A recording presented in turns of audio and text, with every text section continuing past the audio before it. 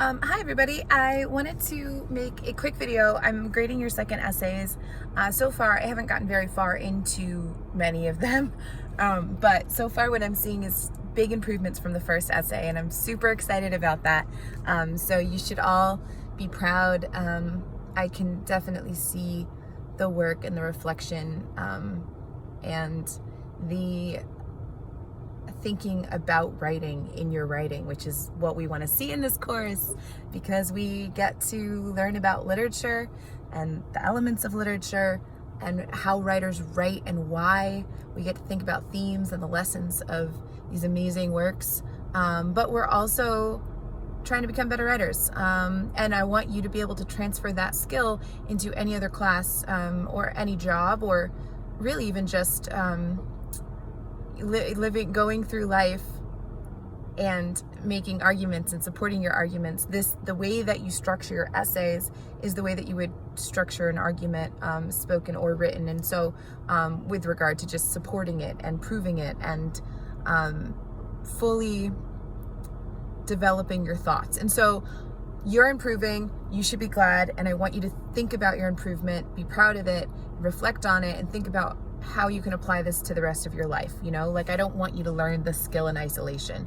The time I put into your essays is so that you can learn and apply those same strategies of both thinking and writing to any other place that you need to in your life.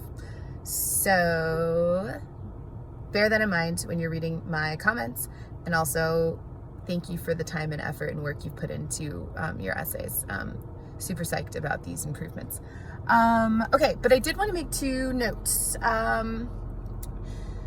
There's two things that people are doing that are habits, I suppose, of style or voice.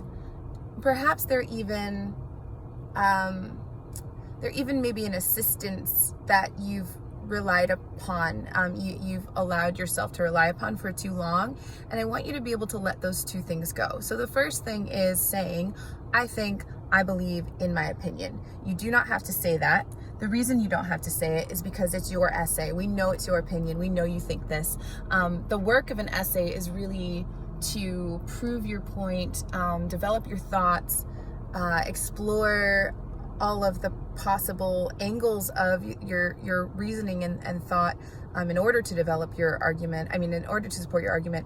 In those body paragraphs you are doing, when you develop them, you're analyzing and interpreting, right? That's where, your pieces really are opinion driven, because you're making a deduction and synthesis and drawing a conclusion from the essay question from a text, right? So it is your opinion. But you don't need to announce that it's your opinion. And when you're really developing an essay well, we will be fully aware of everything you think about the topic by the time we're done with your essay, because your reader, because that's the whole purpose of an essay.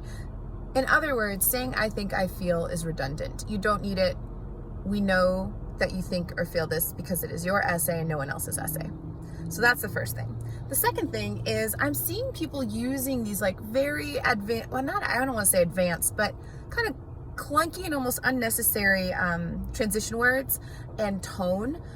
So I think we do this as writers when we're writing something academic to sound professional or to sound scholarly. There are times to use very fancy transition words, absolutely, but sometimes we're using them wrong, or we're using them excessively and we don't need to. I want you to get used to and try to get comfortable with really stating your points, directly saying them. You don't need to rely on very advanced language.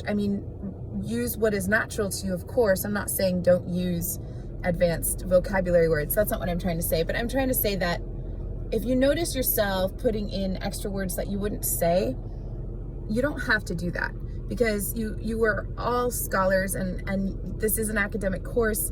Your intelligence is already very apparent, so you don't need to dress up your tone or your style. Allow your style, your voice. Of course, we write differently than we would speak, but allow your true voice to come through. I just think it's a stronger way to write. I mean, I know that it's, look at me doing the thing I told you just not to do. It is a stronger way to write because it's more emphatic. So when you are simply stating things, it's clearer, it's more concise. You don't need, so the other thing is that when you're trying to write in this kind of, high academic voice, you end up using extra words that you don't need, and it ends up cluttering your paragraphs, which is always a risk there. When you're not being concise and you're using extra words, the risk is that you're cluttering your reasoning, and so your reader is not going to see your point as quickly. We don't want that, because we want the strength and the muscle of your thinking to come through in the essay, and sometimes words can cloud that. So if you are trying super hard to sound a certain way, you don't need to, because I promise you, your thinking and your ideas and your insight, your particular individual insight into the literature is enough. If I see anything that's too casual, right, or too or not academic enough, of course I'll point that out. But I haven't seen any of that. I really have seen people developing this voice that doesn't actually serve the paper. And so if you're a person who's doing that, you don't have to anymore. I hope this makes sense. And I will talk to you soon.